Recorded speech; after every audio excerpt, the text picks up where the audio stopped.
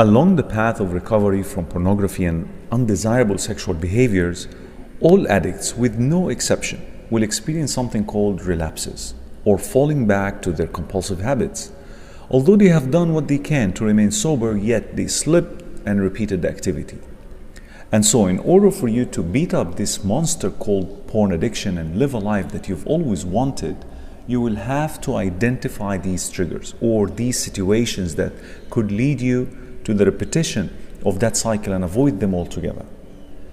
There are sexual triggers which can be easily identified, like watching TV shows, certain movies, sitting for long hours on the beach, just staring at people, browsing through magazines or erotic novels, etc. The solution is very simple. Just avoid these situations and you're good to go. However, the non-sexual triggers are much harder to identify and difficult to deal with. Some of them are the following.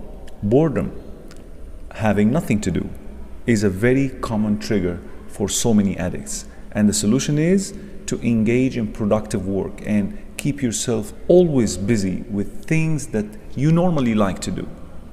Loneliness. Pornography loves isolation. So do the opposite. Surround yourself with righteous friends and family members and avoid loneliness. Stress and tiredness. Do your best to avoid stressful situations at work, school, or at home, and especially with your spouse.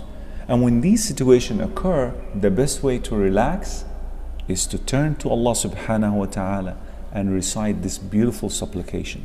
Allahumma inni abduka, ibnu abdika, ابن أمتك ناصيتي بيدك ماض في حكمك عدل في قضاؤك أسألك بكل اسم هو لك سميت به نفسك أو أنزلته في كتابك أو علمته أحدا من خلقك أو استأثرت به في علم الغيب عندك أن تجعل القرآن ربيع قلبي ونور صدري وجلاء حزني وذهاب همي. O Allah, I am your slave and the son of your male slave and the son of your female slave. My forehead is in your hand. You have control over me.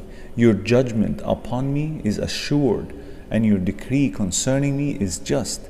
I ask you by every name that you have named yourself with, revealed it in your book, taught any of your creation, or kept it unto yourself in the knowledge of the unseen that is with you, to make the Quran the spring of my heart, and the light of my chest, and the banisher of my sadness, and the reliever of my distress.